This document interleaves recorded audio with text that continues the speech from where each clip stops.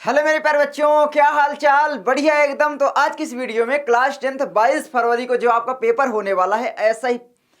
Hello मेरे प्यारे बच्चों, क्या हाल चाल। बढ़िया एकदम। तो आज की इस वीडियो में क्लास 10th हिंदी की सबसे ज्यादा इंपॉर्टेंट वीडियो है, क्योंकि ऐसा ही पेपर आपकी बोर्ड एग्जाम में देखने को मिलेगा। आपका जो 22 फरवरी को पेपर होने वाला है, तो पूरा का पूरा यहाँ पर हम आपको सॉल्यूशन सहित बता देंगे। तो देख सकते हो 801 डीए कोड का आपका क्वेश्चन पेपर है 2024 बोर्ड एग्जाम के लिए, हिंदी के लिए सबसे ज्यादा इंपॉर्टेंट है। और हाँ, बता दूं क्लास 10th वालों के लिए, ठीक है। अगर 10th में हो तो आपको ये वीडियो पूरा जरूर देखना है। तो देख सकते हो यहाँ पर सारी चीजें, ठीक है। ये क्वेश्चन पेपर पूरा का पूरा आप लोग यहाँ पर देख सकते हो 801 डीए कोड का, ठीक है। तो यहाँ पर देख सकते हो।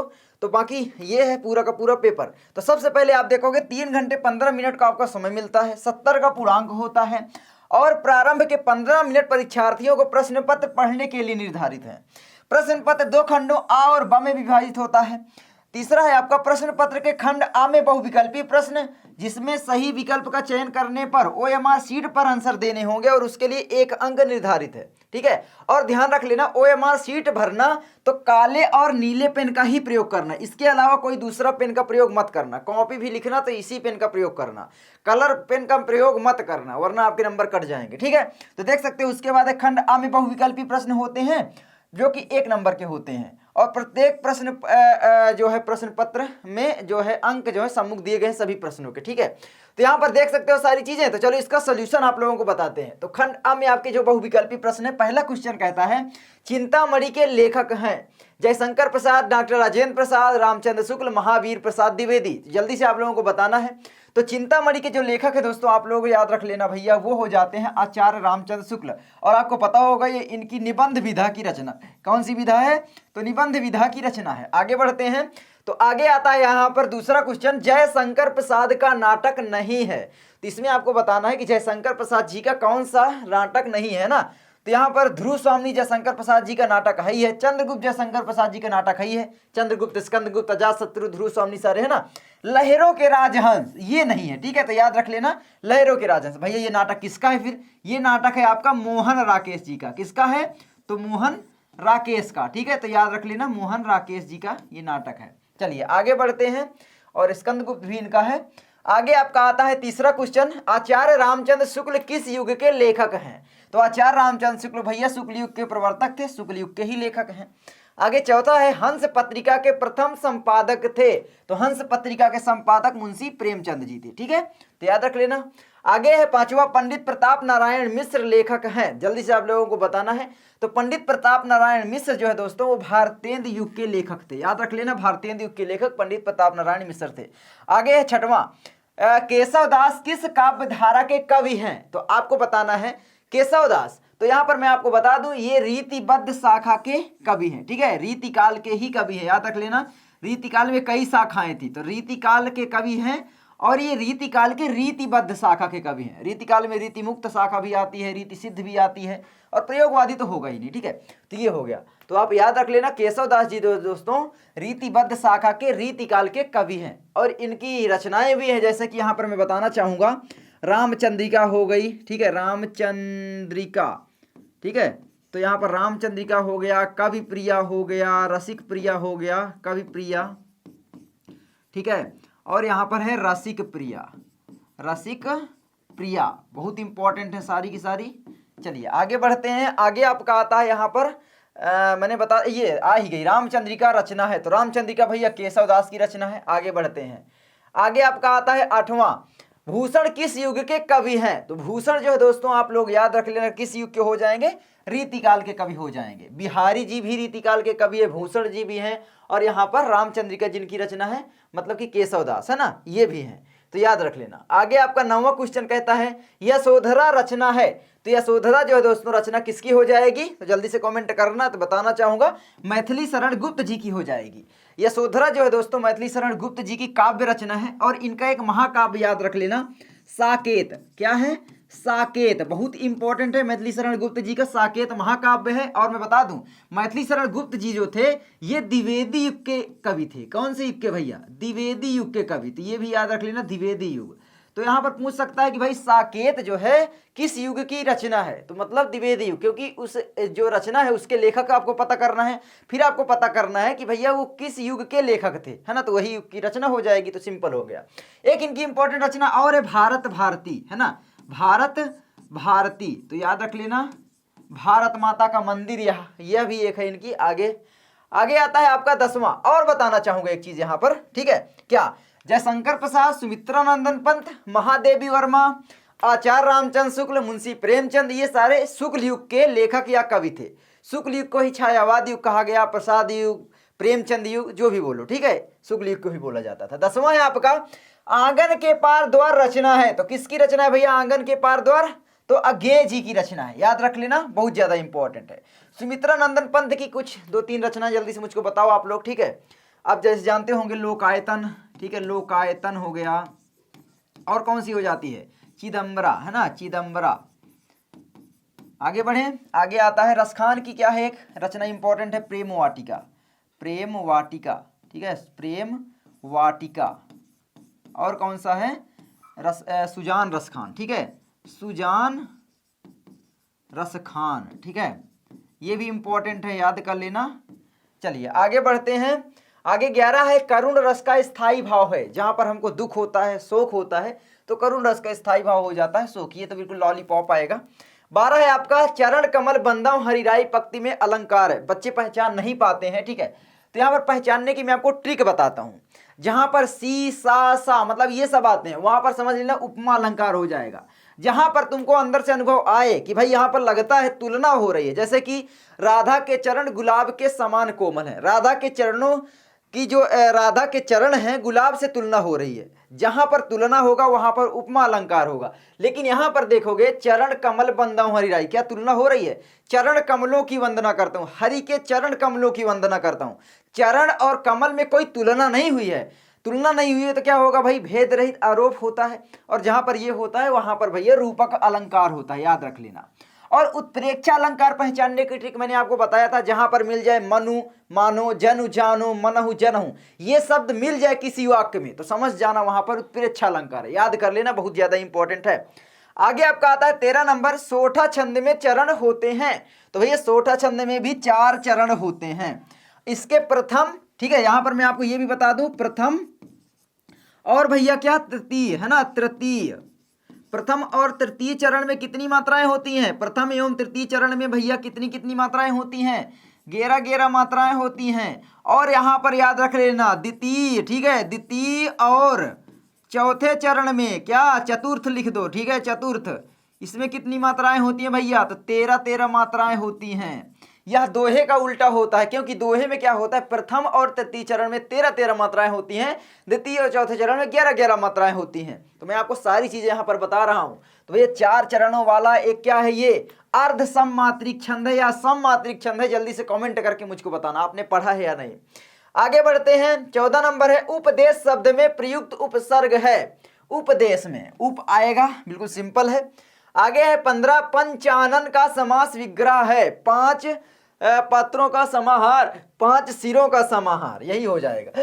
और ये किस प्रकार का समास है ये भी जल्दी से बताइए भाई, 5 आ रहा है ना, संख्या आ रही है, जहां पर संख्या आती है मेरी जान वहां पर कौन सा होता है, वहां पर आपका समास जो होता है, समास लिखा हुआ है, समास जो होता है वहां पर आपका दिगु होता है, ठीक है, दिगु होता है, याद रख लेना। आगे है आपका 16 सुहाग शब्द का तत्सम रूप होगा, तो सुहाग शब्द का तत्सम रूप भैया क्या हो जाएगा, सुहाग, सदा सुहागन रहो, सौभाग्यवती भवा, है ना, तो आपका हो जाएगा सौभाग्य, याद रख लेना।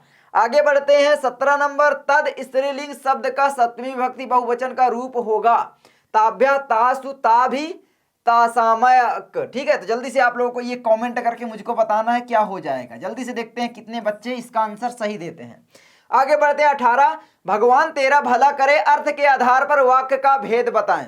देखो अर्थों को तुमको जरूर पढ़ना पड़ेगा, अर्थ के आधार पर या रचना के आधार पर 2 प्रकार से ही पूछे जाते हैं। तो भगवान तेरा भला करे, है ना, यहाँ पर क्या हो रहा है, इच्छा जाहिर हो रही है ना, भगवान तेरा भला करे, मतलब कोई भी व्यक्ति है एक दूसरे व्यक्ति को बोल रहा है भगवान तेरा भला करे, मतलब यहाँ पर साफ साफ दिख रहा है कि भाई इच्छा से वो बोल रहा है, इच्छा जाहिर कर रहा है, भगवान से कुछ मांग विनती कर रहा है, इच्छा जाहिर कर रहा है कि भगवान तेरा भला करे। मतलब वहां पर भैया इच्छावाचक हो जाएगा। और जहां पर भाव की प्रधानता हो वहां पर भाववाचक होता है। जहां पर हमको थोड़ा सा मतलब विस्मय होता है ना, विस्मय, तो वहां पर विस्मयवादक वाक्य हो जाता है। तो इस तरीके से आज्ञा जहां पर दी जाती है, ये काम करो, तुम कॉपी लेकर के लिखो, जैसे मैं तुमको बोलूं तुम पढ़ाई करो, है ना, तो मतलब यहां पर क्या हो रहा है, आज्ञावाचक हो जाएगा। तो ये सिंपल सा बात याद रख लेना। तो यहां पर कितने प्रकार के वाक्य हो सकते हैं, तो यहां पर याद रख लेना 8 प्रकार के वाक्य होते हैं हिंदी में, ठीक है। तो ये भी ध्यान रख लेना अर्थ के आधार पर। तो अर्थ के आधार पर 8 प्रकार के होते हैं और रचना की दृष्टि से 3 प्रकार के होते हैं। 3 प्रकार के ही वाक्य बन सकते हैं। एक आपका सरल वाक्य हो जाएगा, एक संयुक्त वाक्य हो जाएगा और एक मिश्रित वाक्य हो जाएगा, ठीक है। तो याद रख लेना अर्थ के आधार पर वाक्य के कितने भेद होते हैं, तो 8, और रचना के आधार पर कितने होते हैं, तो रचना के आधार पर 3। बहुत ज्यादा इंपॉर्टेंट है, देखना क्वेश्चन फंसेगा बोर्ड एग्जाम में, ठीक है। तो मैं सारी चीजें जो इंपॉर्टेंट है बताते चल रहा हूं, मैं वो वाला नहीं हूं भाई कि है ना सीधे विकल्प में टिक लगाऊं चला जाऊं, सारी चीजें समझा कर बताता हूं, ठीक है। आपका विकास भैया इसीलिए तो नहीं से आपका वह अब भी बैठ नहीं सकता, नहीं सकता है, ठीक है, यहां पर है नहीं सकता, ठीक है, वह अब भी बैठ नहीं सकता। जल्दी से बताओ वाक्य का भाववाच्य में रूप होगा, क्या होगा मेरी जान, तो यहां पर याद रख लेना वह बैठ नहीं सकता, अब ये तो नहीं हो सकता, जब पढ़ोगे तभी आपको आराम से लग जाएगा। उससे अब भी नहीं जाता बैठा, ये तो वाक्य गलत ही है ना, वाक्य ही सही नहीं बन रहा। उससे अब भी बैठा नहीं जाता, देखो आप हमेशा अपने दैनिक जीवन में बोलते रहते हो यार उससे अब भी बैठा नहीं जाता, मतलब ये वाला आपका सही हो जाएगा। इनमें से सभी तो हो ही नहीं सकता। आगे बढ़ते हैं।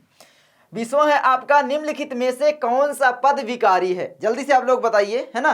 तो यहां पर याद रख लेना भैया जो विकारी पद होते हैं वो ऐसे पद होते हैं जिनका रूप कर्ता के अनुसार बदलता रहता है। जो भी सब्जेक्ट होता है उसके अनुसार अगर किसी भी चीज का रूप बदले तो समझ जाना वो सारे के सारे पद जो हैं वो विकारी होंगे। और यहां पर आप देखोगे संज्ञा भी विकारी है, सर्वनाम भी है, विशेषण भी है। तो यहां पर हो जाएगा आपका इनमें से सभी। कारण तो यहां पर याद रखना जैसे संज्ञा, कोई भी संज्ञा क्या होती है, संज्ञा की परिभाषा आपको पता होगा, सर्वनाम की पता होगी। संज्ञा क्या होती है, किसी व्यक्ति या वस्तु या स्थान के नाम को संज्ञा कहते हैं, नाउन कहते हैं। प्रोनाउन क्या होते हैं, यानी सर्वनाम, है ना, जो शब्द संज्ञा के स्थान पर बोले जाते हैं। जैसे मैं बोलूं राम स्कूल गया, फिर मैं बार बार राम बोलूंगा, राम स्कूल गया, राम वहां पर खाना खाया, राम, वह ना बोल करके हम एक बार राम बोल दें कि राम स्कूल गया, वह वहां पर खाना खाया, फिर वह वहां गया, वे सब वहां गए, मतलब समझ रहे, वे वह मतलब समझ रहे, ये सब हो जाते हैं। तो यहाँ पर ये हो गया मैं, है ना, अपने को मैं, तो ये सब तो यहाँ पर सर्वनाम हो जाते हैं।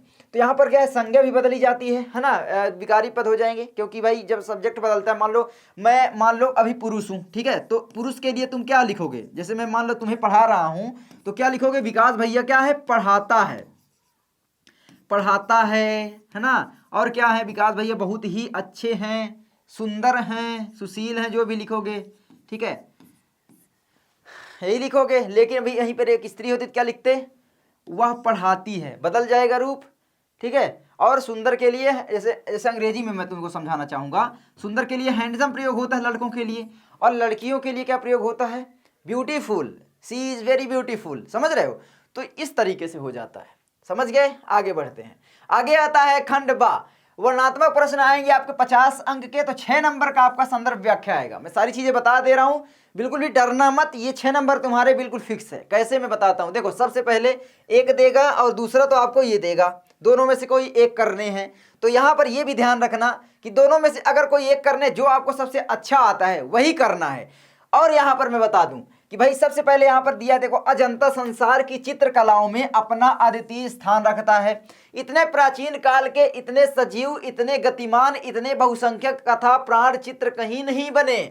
अजंता के चित्रों ने देश विदेश सर्वत्र की कला को प्रभावित किया है। उसका प्रभाव पूर्व के देशों की कला पर तो पड़ा ही है, मध्य पश्चिमी एशिया भी उसके कल्याणकर प्रभाव से वंचित न रह सका, कल्याणकारी प्रभाव से वंचित न रह सका। प्रस्तुत गद्यांश के पाठ का लेखक का नाम लिखिए। अब पाठ का नाम भैया सिंपल है, अजंता हो गया, है ना, अजंता हो गया। और यहां पर भैया क्या हो जाएगा, पाठ का नाम अजंता। अजंता के लेखक कौन है भैया, भगवत शरण उपाध्याय। ये तो तुमको याद करना पड़ेगा, भगवत शरण उपाध्याय, उपाध्याय। ठीक है, तो ये हो गया 2 नंबर तुम्हारा फिक्स हो गया। संदर्भ लिखने के लिए आ जाए, चेप देना। प्रस्तुत गद्यांश हमारी पाठ्य पुस्तक हिंदी के गद्य खंड में संकलित अजंता नामक निबंध से अवतरित है, अजंता नामक पाठ से अवतरित है। इसके लेखक भगवत शरण उपाध्याय जी हैं। जैसे भी पूछे बस चेपना हर जगह बिल्कुल सेम संदर्भ है। ठीक है, तो तुम्हारा 2 नंबर फिक्स। डर रहे थे ना, डरो मत, मैं बता रहा हूं। अब ये 2 नंबर की व्याख्या आती, भैया व्याख्या तो हमको नहीं आती मेरी जान। कौन बोल रहा है रटो, इसके अनुसार व्याख्या करो ना मेरी जान, समझ रहे हो। अजंता संसार की चित्रकलाओं में अपना अद्वितीय स्थान रखता है, समझ रहे हो। अजंता बिल्कुल यूनिक स्थान रखता है। फिर उसके प्राचीन काल के इतने सजीव, इतने गतिमान, इतने बहुसंख्यक कथा प्राण चित्र कहीं नहीं बने। तो अजंता ने देश विदेशों में क्या है प्रसार किया है कलाओं का, उसे सुरक्षित रखने का काम किया। ये सारी चीज़ यहाँ पर शामिल कर दोगे, 2 नंबर आपको मिल जाएंगे बना कर लिख करके। और यहाँ पर देखो अजंता की कला का बाहर के देशों पर क्या प्रभाव पड़ा, यहीं पर आपको उत्तर मिल जाएगा। ये देखो, ठीक है, ये देखो उतार दो थोड़ा बहुत बदल करके, सिंपल 2 नंबर फिक्स हो जाएगा। देख रहे हो, ये तो बिल्कुल लॉलीपॉप आ गया। उसके बाद मान लो आपको ये है, कुछ भी नहीं आता, क्या करोगे, तो मैं बताता हूं ना। तो यहां पर देखो, मैं नहीं जानती कि वह शहंशाह था या साधारण मुगल। अब देखो, पहचान करना तो आना चाहिए, और पहचान करना है तो मेरी जान किताब पढ़ना पड़ेगा। 10 मिनट दो पेज है, मुझे मुश्किल से लगता है 2 पेज है, 1-2 बार पढ़ोगे पहचानना आराम से सीख जाओगे, है ना। अगर तुम केवल 1 घंटे किताब पढ़ने बैठ गए क्लास 10th की, तो पूरा गद्यांश खत्म कर लोगे। केवल पढ़ लेना है, उसके बाद पहचानना आराम से सीख लोगे। और मुश्किल से 5-6 पाठ जो भी हैं उनके लेखक का नाम याद कर लो। जैसे कि शुरू से याद करना प्रारंभ कर दो। पहला चैप्टर क्या है, मित्रता, आचार्य रामचंद्र शुक्ल, मित्रता आचार्य रामचंद्र शुक्ल। जयशंकर प्रसाद का क्या है, ममता। ठीक है, इसी तरीके से भगवत शरण उपाध्याय का अजंता। जयप्रकाश भारती का क्या है, पानी में चंदा और चांद पर आदमी। और ईर्षा तू न गई मेरे मन से, रामधारी सिंह दिनकर। क्या लिखूं, पद्मलाल पुन्नालाल बख्शी। याद हो गया। उसके बाद आपको क्या करना है मेरी जान, उसके बाद बिल्कुल सिंपल है, 10 मिनट केवल पढ़ाई करना है। 10 मिनट में तुम्हारा कंप्लीट हो जाएगा। देखो हो गया। अब यहां पर पहचान गए क्या है भाई, नहीं जानती कि शहंशाह आ गया ना वर्ड, देख रहे हो, मुगल आ गया ना, मतलब भैया झोपड़ी आ गया ना। ये वर्ड देखो दिमाग में आने चाहिए, मतलब कि भैया ये ममता वाले पाठ से है। और ममता वाले पाठ के लेखक हैं श्री जयशंकर प्रसाद जी। कौन है, जयशंकर प्रसाद। ठीक है, तो जयशंकर प्रसाद जी हो गए हमारे। अब बताओ, 2 नंबर फिक्स हो जाएगा। ये वाला संदर्भ लिख दोगे, प्रस्तुत गद्यांश हमारी पाठ्यपुस्तक हिंदी के गद्य खंड में संकलित ममता नामक कहानी या ममता नामक पाठ से अवतरित है। नहीं पता तो कहानी गलत मत लिखना कि निबंध है, कहानी है, क्या है, ममता नामक पाठ से अवतरित है। इसके लेखक जयशंकर प्रसाद जी हैं। बिल्कुल सिंपल, समझ में आ गया। उसके बाद है आगे रेखांकित अंश की व्याख्या। तो इसकी व्याख्या कर देना है। ममता हमेशा से भयभीत रहती थी, क्या डर था, तो यहाँ पर रेखांकित अंश की व्याख्या करना। ये देखो मैं आज इसे छोड़ जाती हूँ। तो प्रस्तुत गद्यांश में ममता कहती है कि अब मैं अपने चिर विश्राम जाती हूँ, मैं इसको छोड़ जाती हूँ। अब यहाँ पर तुम मकान बनाओ या कुछ भी बनाओ, मेरी झोपड़ी को तुम बिगाड़ो। क्योंकि ममता जो है अपनी झोपड़ी के टूटने के डर से हमेशा भयभीत रहती थी। तो ये सारी चीज़ें यहाँ पर लिख दोगे। थोड़ा बहुत कॉन्टेक्स्ट पता होना चाहिए। अब कॉन्टेक्स्ट पता करने के लिए थोड़ा सा पढ़ाई तो करना पड़ेगा। ठीक है, 2 नंबर फिक्स हो जाएगा। उसके बाद हमारा आता है यहाँ पर आजीवन भयभीत रहने का कारण लिखिए। आजीवन में ममता क्यों भयभीत रहती, मैंने पहले ही बता दिया क्यों भयभीत रहती थी। क्योंकि जो वहाँ पर मुगल थे, शहंशाह थे, वो क्या कर रहे थे, उसकी झोपड़ी तोड़ करके महल बनवाना चाह रहे थे, जो कि ममता खुश नहीं थी। ठीक है, जब ममता के जाने का समय हुआ तो ममता बोलती है कि अब यहाँ पर तुम चाहे जो बनाओ भाई, मैं तो यहाँ से अब जा रही हूँ, है ना। तो ये चीज़ है, 2 नंबर फिक्स हो जाएगा, समझ रहे हो। उसके बाद यहाँ पर आता है तो आपका ये 6 नंबर क्लियर हो जाएगा। दूसरा आपका आएगा, दिए गए गद्यांश पर आधारित 3 प्रश्नों के उत्तर दीजिए। 6 नंबर आपका आएगा। अब देखो 2 नंबर का आपको संदर्भ लिखना पड़ेगा। ये देखो संदर्भ आ गया। तो सबसे पहले पहचानना तो आना चाहिए, और पहचान तभी पाओगे जब थोड़ा बहुत पढ़ाई करोगे। अब इसका ये भी ट्रिक नहीं है कि भाई ना पढ़ना पड़े, है ना, कुछ ना पढ़ना पड़े, हम गेम खेलेंगे भैया, हम तो पढ़ाई नहीं करेंगे और बता दो कोई ट्रिक हो जाए काम, ऐसा नहीं है ना। हाँ, ट्रिक जरूर बताएंगे। वो ट्रिक ये है, देखो, जो पशु हो तो कहा बस मेरो, यहाँ पहचानो, मानुष हो तो वही रस खान। आ गया। अब तो देखो, अब कर लोगे। रस खान जी इसके क्या हैं, रस खान जी इसके कवि हैं। कवि कौन है, रस खान जी इसके कवि हैं। अब रसखान जी ने अपने पाठ्य पुस्तक में क्या शीर्षक लिखे हैं, जल्दी बताओ। तो यहाँ पर आपका सवैया हो गया, सवैया। है ना, सवैया ही लिखे हैं तो यहाँ पर सवैये होता है। क्या होता है? सवैये, याद कर लेना, सवैये होता है। ठीक है, तो सवैये होता है, तो यहाँ पर आप याद रख लेना, यहाँ पर थोड़ा सा मिस्टेक हुई है, सवैये। ठीक है, ये हो गया बिल्कुल सिंपल। संदर्भ कंप्लीट। प्रस्तुत गद्यांश नहीं लिख देना यहाँ पर, पद्यांश है ना, तो प्रस्तुत काव्य खंड लिखो, चाहे पद्यांश लिखो, जो भी लिखो। प्रस्तुत काव्य खंड हमारी पाठ्य पुस्तक हिंदी के, ऐसे लिखना, प्रस्तुत शीर्षक हमारे पाठ्य पुस्तक हिंदी के काव्यखंड में संकलित सवैये नामक शीर्षक से अवतरित है। ठीक है, तो ये लिख देना। और इसके कवि, ठीक है, भक्ति काल के कृष्ण भक्ति शाखा के कवि रसखान जी हैं। याद कर लिए, 2 नंबर फिक्स हो गया। उसके बाद हमारा यहाँ पर आता है प्रस्तुत पद्यांश की संदर्भ लिखिए, व्याख्या लिखिए। अब व्याख्या कैसे करोगे? तो व्याख्या के लिए तुमको अर्थ पता होना चाहिए थोड़ा बहुत। मानुष हो तो वही रसखान, मानुष मतलब मनुष्य। ठीक है, मनुष्य बोल रहे हैं वही वाला मैं रसखान हूं। अगर मनुष्य बनूं, अपनी मतलब फ्यूचर में ये गए हैं कि भाई जब मेरी मृत्यु हो जाएगी, उसके बाद मेरा जब पुनर्जन्म होगा तो मैं मनुष्य का रूप धारण करता हूं, तो भाई मानुष हो तो वही रसखान, मैं यही वाला रसखान बनूं। क्या बोल रहे हैं? बसों ब्रज गोकुल गांव के ग्वारन, बसों मतलब बसेरा करो, ब्रज मतलब ब्रज, गोकुल गांव के ग्वारन, गोकुल गांव वालों के आसपास ही में विचरण करता रहूं, यही चीज है। जो पशु हो तो कहा बस मेरो, अगर मैं पशु योनि में जन्म प्राप्त करूं, रसखान जी कहते हैं, है ना, भगवान से, है ना, कृष्ण से, अपने आराध्य देव से कह लो, कहते हैं कि अगर मैं पशु योनि में भी अपना रूप धारण करता हूं तो कहा बस मेरा, तो मेरा कहना मान लेना कि भाई चरो नित नंद की धेनु मझारन, मैं वहीं पर अपने आसपास अपने गोकुल ब्रज में ही विचरण करता रहूं। चरो नित नंद की धेनु मझारन, नंद गाय की, नंद बाबा की गाय बन करके वहीं पर मैं विचरण करता रहूं। समझ गए हो? पाहन हो तो वही गिरी को, पत्थर भी हो जाऊं तो वही वाले पहाड़ कहूं। कौन सा? जो धरयो कर छत्र पुरंदर धारण, जो आपने, पुरंदर मतलब इंद्र की पर्यायवाची है, धारण मतलब धारण किए हैं आप, छत्र मतलब छाता के समान छाया। ठीक है, जो, तो यहां पर हो गया गिरी मतलब पहाड़।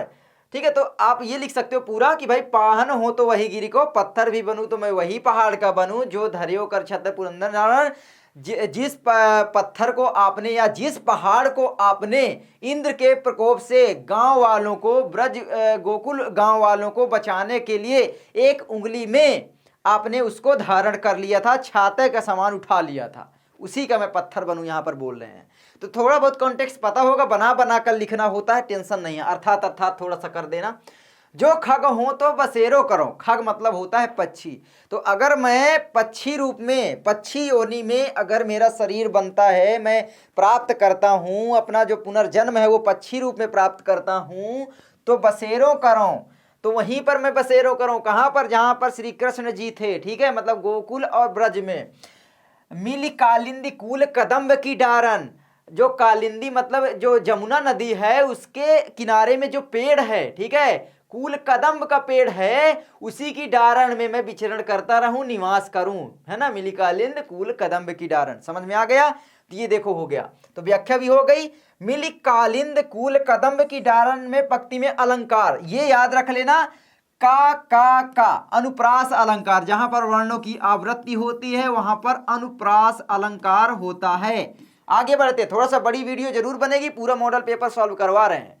अथवा में है आपका गुरुपद बंदी सहित अनुरागा, राम मुनिन सब आया सुमांगा, सहज ही चले सकल जग स्वामी, मत मंजु बर कुंजर गामी, चलत राम सब पुर नर नारी, पुलक पूरी तन भये सुखारी, बंदी पितर सुकृत संभारे, ज्यों कछु पुण्य प्रभाव हमारे, तव शिव धनु मृणाल की नाई, तो रहूं राम गणेश गोसाई। इसका आप लोग जरूर तैयार करना। थोड़ा सा बड़ी हो जाएगी वीडियो तो मैं आगे बढ़ूं, एक मैंने आपको बता ही दिया, बाकी वेरी इंपॉर्टेंट है मेरी जान, वेरी इंपॉर्टेंट। अब देखो मैं संदर्भ वगैरह बता देता हूं, व्याख्या आप लोग तैयार कर लेना, पढ़ना ही है, ठीक है। तो अब देखो यहां पर गुरुपद बंदी सहित अनुरागा, मतलब यहां पर देखो स्वामी ये सब आ रहा है, सहज ही चले, थोड़ा सा समझ जाओगे ना तो आपको समझ में आ जाएगा कि भाई ये तुलसीदास की रचना है। कौन सी रचना है ये? अरे यार क्या हो गया, चलो ठीक है, तो ये किसकी रचना है? तुलसीदास जी की रचना है। अब बताओ, तुलसीदास जी की रचना है तो तुलसीदास जी के हमारे पाठ्य पुस्तक में दो हैं ना, दो शीर्षक हैं।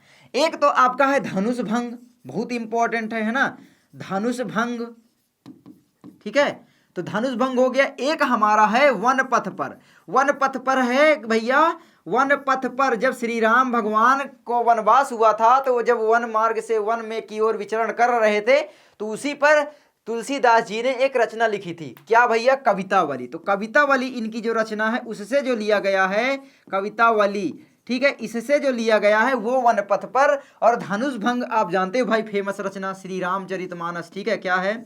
श्री रामचरितमानस, ठीक है, तो ये बहुत इंपॉर्टेंट रचना है इनकी, तो ये देख सकते हो। तो बस बिल्कुल सिंपल है, संदर्भ आपका आ ही जाएगा अब 2 नंबर। तो संदर्भ लिखने के लिए पाठ को और उसके लेखक को पहचानना जरूरी है। अब वो तभी पहचान पाओगे, अब थोड़ा बहुत पढ़ाई करना पड़ेगा, सही बता रहा हूँ, इसके अलावा कोई चारा नहीं है, ठीक है। उसके बाद आपका क्या आता है? निम्नलिखित संस्कृत गद्यांश का संदर्भ सहित हिंदी में अनुवाद। इसका कर लेना बहुत ज्यादा इंपॉर्टेंट है। अनुवाद करना पूरा मत सीखना, मैं क्या बोल रहा हूँ, इसका रट लेना, जो भारतीय संस्कृति है और वाराणसी है, ठीक है, तो ये दोनों आपका कंप्लीट हो जाएगा। उसके बाद है आपका, तो यहाँ पर करवा भी दूं क्या, वाराणसी सुविज्ञता प्राचीना नगरी। वाराणसी जो है बहुत ही प्रसिद्ध प्राचीन नगरी है ना। ये हो गया। इयम विमल सलिल तरंगायाम गंगाया कूले स्थिता। इयम मतलब यह, विमल बहुत ही विमल, विमल ही लिख दो कोई दिक्कत नहीं। सलिल तरंगया, सलिल मतलब स्वच्छ तरंगों, गंगा के तरंग किनारे में स्थित है ना, गंगा कूले स्थित। अस्या घट्टा नाम, इसके घाटों पर वलयाकृति पक्ति जो है वो बनी हुई है ना। चंदिकायाम बहुराजते, बहुत सारी पक्तियां हैं ये सब। तो इस तरीके से आप लोग याद कर लेना, बाकी ये देख सकते हो अथवा में भी है, तो इसको आप लोग तैयार कर लो। उसके बाद है आपका निम्नलिखित संस्कृत पद्यांश का संदर्भ सहित हिंदी में अनुवाद। भैया ये भी 5 नंबर का आएगा, और देखो ये भी आपका 5 नंबर का था, ठीक है, तो आपका 5 5 10 नंबर का तो यही हो गया। तो देखो यहाँ पर आपका मानम हित्वा प्रियो होती, क्रोधम हित्वा न सोचती, कामम हित्वा अर्थवान भवती, लोभम हित्वा सुखी भवेत। इन सभी का मैं अर्थ सहित जो है नोट्स तैयार कर दिया हूं, तो जा करके एप्लीकेशन डाउनलोड करो, वहां पर मिल जाएगा, ठीक है, टेंशन मत लो, एप्लीकेशन में सारी चीजें। बोर्ड एग्जाम स्पेशल करके एक मैंने सीरीज लॉन्च की है, बोर्ड एग्जाम स्पेशल, ठीक है, एग्जाम स्पेशल। तो बोर्ड एग्जाम स्पेशल का मतलब है आप जानते ही हो भैया, है ना, बोर्ड एग्जाम के लिए ही बनाई जा रही चीजें। तो हिंदी के लिए सबसे पहले 22 फरवरी को तो हिंदी के लिए मैंने बना दिया है, तो जा करके करो, उसमें से आपके क्वेश्चन सारे के सारे फंसने वाले हैं, ठीक है, तो ये है। उसके बाद इसको भी तैयार कर सकते हो। उसके बाद अपने खंडकाव्य आपको लिखना है, खंडकाव्य अपने सर से पूछ लेना, क्योंकि मैं तो नहीं बता सकता, है ना, आप तैयार कर लेना, क्योंकि आपके जिले में जो खंडकाव्य लगता है उसी को तैयार करना होता है। उसके बाद आपका क्या आता है, यहाँ पर देखो, ये देखो मैंने आपको जीवन परिचय का पूरा PDF दे रखा है, जा करके एप्लीकेशन में देख लेना। निम्नलिखित लेखकों में से किसी एक लेखक का जीवन परिचय दीजिए तथा उसकी किसी एक रचना का नाम उल्लेख कीजिए। जयशंकर प्रसाद, डॉक्टर राजेंद्र प्रसाद, आचार्य रामचंद्र शुक्ल। मैं एक चीज दोस्तों यहाँ पर बताना चाहूंगा, ये जीवन परिचय बहुत ज्यादा इंपॉर्टेंट है, मतलब इनमें से 100% बोर्ड एग्जाम में कोई ना कोई फंसेगा ही फंसेगा, ठीक है। तो 5 नंबर का होता है, बहुत ज्यादा नंबर मिलते हैं। अब देखो पहले जीवन परिचय 3 नंबर के थे, और अब जो है जीवन परिचय वो हो गए हैं 5 नंबर के। लेकिन मैं देख रहा हूं पूरे YouTube में कोई भी ऐसा व्यक्ति नहीं है जो जीवन परिचय की वीडियो बना रहा है, सही से बना रहा है। कारण कि भाई पहले 3 नंबर मिलते थे, तो पहले जो 3 नंबर मिलते थे वैसे ही बताए जा रहे हैं, जो कि हमको लिखना है कि भाई हमको 5 नंबर मिले। 5 नंबर का हो गया तो 5 नंबर के लेवल का लिखना भी तो पड़ेगा, है ना। तो बहुत सारे लोग जीवन परिचय की वीडियो तो बना रहे हैं, लेकिन 3 नंबर वाली बना रहे हैं कि भाई 3 नंबर आपको मिलेगा, 5 नंबर नहीं मिलेंगे। सही बता रहा हूं। जो मैंने आपको जीवन परिचय का नोट्स दिया है, जीवन परिचय की वीडियो भी दी है, उसमें गारंटी के साथ 5 नंबर मिलेंगे। जैसे बताया हूं वैसे ही तैयार करना। बाकी ये सारी चीजें मैं तैयार करवा चुका हूं, तो जाकर देख लेना, ठीक है। तो इनकी नोट्स आपको फिर से बता रहा हूं, एप्लीकेशन डाउनलोड कर लेना, वहां पर आपको मिल जाएगी। लर्न मंत्रा, क्या है एप्लीकेशन का नाम? लर्न मंत्रा, ठीक है। तो लर्न मंत्रा है, जा करके डाउनलोड कर लेना, स्पेस नहीं दोगे तो प्ले स्टोर मिल जाएगा।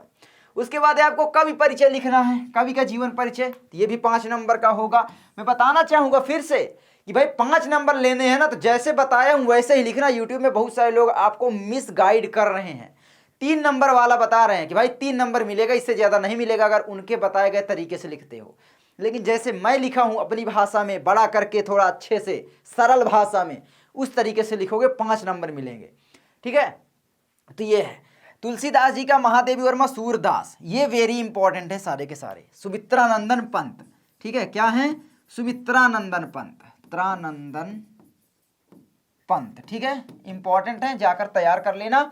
उसके बाद है हमारा 7वां, अपनी पाठ्य पुस्तक से कंठस्थ किया हुआ कोई एक श्लोक लिखिए जो इस प्रश्न पत्र में ना आया हो। बिल्कुल सिंपल है, ऊपर आपने पढ़ा एक और, सर्वे भवन्तु सुखिनः सर्वे सन्तु निरामया सर्वे भद्राणि पश्यन्तु मां कश्चित् दुर्भाग् भवेत्। इसको तैयार कर सकते हो। 8वां है आपका, निम्नलिखित प्रश्नों में से किन्हीं 2 प्रश्नों का उत्तर संस्कृत में आपको देना है। चंद्रशेखर स्वनाम किम अकथयत। भैया चंद्रशेखर स्वनाम आजाद इति अकथयत, तो आप लिख दोगे भैया इस तरीके से कि भाई चंद्र, ठीक है, शेखर, चंद्रशेखर था, ठीक है, स्वनाम क्या बोले थे, आजाद, है ना, आजाद, चंद्रशेखर आजाद, तो आजाद हो गया, किम की जगह आजाद हो गया, अकथयत, ठीक है, अकथयत। सिंपल, देख रहे हो ना, एक एक शब्द याद करना होता है बस। आगे, कुत्र मरणम मंगलम भवति, कुत्र की जगह चेंज कर दो, बस कुत्र की जगह कर दो वाराणसी, है ना, वाराणस्याम लिखा जाता है, ठीक है, संस्कृत में वाराणस्याम मरणम मंगलम भवति। वाराणसी पर जो मरता है काशी में, वो उसके मरने का मंगल होता है, शुभ होता है। भूमे गुरुतर किम अस्ति, इसका मुझे बताना जल्दी से, क्या हो जाएगा, भूमे गुरुतर किम अस्ति, ठीक है। उसके बाद है आपका वीरा केन पूजते, तो केन की जगह चेंज कर दो, ठीक है, किम की जगह चेंज कर दो, बस केन मतलब भैया वीरेण, है ना। अब इसका मुझको आंसर बताओ कमेंट करके। चलो आगे बढ़ते हैं। निम्नलिखित विषयों में से किसी एक विषय पर निबंध लिखना है। भैया 7 नंबर का आता है, फिर अगेन बता रहा हूं कि भाई 7 नंबर लेने हैं तो निबंध भी 7 नंबर की तरह ही लिखना पड़ेगा। कोई और ऐसा नहीं शॉर्टकट कि भाई अब बिना लिखे आ जाएगा। तो कैसे लिखना है, अच्छे से भी लिखोगे तो भी नंबर कट जाएंगे। अगर मैं बताया हूं जो उस तरीके से नहीं लिखते हो, सही बता रहा हूं, तो प्लीज जा करके देखो मेरी जान, सारी चीजें बताया हूं। निबंध कैसे लिखें अभी मैं एक वीडियो भी लाने वाला हूं। चलो ठीक है। तो प्रदूषण की समस्या और समाधान, राष्ट्र प्रेम की भावना, वृक्षारोपण, जीवन में अनुशासन का महत्व, विज्ञान वरदान या अभिशाप, ठीक है, तो इस पर आप तैयार कर लो बस। उसके बाद आपका यहाँ पर एक पत्र लेखन आता 4 नंबर का, ये अब की साल से ही आया है। तो यहाँ पर आकस्मिक अवकाश हेतु अपने प्रधानाचार्य को पत्र लिखिए। बिल्कुल सिंपल यही वाला पत्र पूछा जाएगा, मैं बता दूं कैसे। देखो बीच में आपको चेंज करना पड़ेगा, बस बिल्कुल सिंपल। आपको यहाँ पर लिखना पड़ेगा ऊपर सेवा में, ठीक है, ठीक है, सेवा में। अब प्रधानाचार्य महोदय, श्रीमान प्रधानाचार्य महोदय, प्रधानाचार्य, तो सेवा में यहाँ पर आप लिखोगे श्रीमान, है ना, मान प्रधानाचार्य, प्रधानाचार्य। अब यहाँ पर एक चीज मैं बता दूं, अगर डीएम एसडीएम को लिखने के लिए आ रहा है तो उसका नाम तो तुमको पता नहीं होगा कौन है क्या है, तो आप लिखोगे विकास, जैसे विकास खंड अधिकारी को लिखना है तो लिखोगे विकास खंड अधिकारी, ठीक है, बस इतना लिखना है। मतलब यहाँ पर बस चेंज होगा आपका, ये आपका सेम रहेगा। फिर यहाँ पर आपको लिख देना है महोदय, सॉरी अरे यार, विषय, विषय लिख देना। विषय क्या है भाई, है ना, किस लिए आप लोग पत्र लिख रहे हो। उसके बाद नीचे जो है महोदय डाल करके, महोदय डाल करके आप अपना जो भी है लिखते चले जाना। उसके बाद यहाँ पर आप लोग डेट वगैरह जो भी है डाल देना, ठीक है। और यहाँ पर आपका ये अपना यहाँ पर एड्रेस वगैरह जो भी, समझ गए यार। पत्र लिखना तो आप बिल्कुल आसान है। यही आपका पेपर ऐसा आपके बोर्ड एग्जाम में आने वाला है। मैं ये नहीं बोल रहा हूँ कि यही आएगा, लेकिन ऐसा ही पेपर आएगा और इसमें से क्वेश्चन बहुत सारे फंस सकते हैं। वेरी इंपॉर्टेंट है, इसको मैंने अपने से तैयार किया है। तो कैसे लगा आपको, और बहुत सारे लोग इस समय आपको मिसगाइड कर रहे हैं, तो प्लीज़ उनके बहकावे में ना आए। आपको जो पेपर मिलेगा वो वही नहीं आएगा। किसी की माई क्या औकात नहीं है, बप्पा की औकात नहीं है कि पेपर उसको मिल जाए। इस समय आपको बहुत सारे लोग मिसगाइड कर रहे हैं, आउट ऑफ सिलेबस पढ़ा रहे हैं। मुझे उनके बारे में नाम वगैरह नहीं लेना, लेकिन मैंने देखा है बहुत सारे लोगों का। और मैं एक चीज़ बताना चाहूँगा, ईमानदारी के ना व्यूज़ बहुत कम मिलते हैं। कारण यही है कि लोग गलत रास्ते में चले जाते हैं। लेकिन आपका विकास भैया व्यूज़ कम होते हुए, चैनल कम चलते हुए भी अच्छी चीज़ें दे रहा है, तो उसका प्लीज़ सपोर्ट करो। अपने दोस्तों के पास शेयर करो, लाइक करो, सब्सक्राइब करो और एप्लीकेशन में जा करके प्यार दिखाओ, ठीक है। तो एप्लीकेशन डाउनलोड कर लेना, लर्न मंत्रा है। तो मैं मिलता हूँ आपसे अगली वीडियो में ऐसा ही पेपर लेकर के, ठीक है। तो चलो, जय हिंद, जय भारत।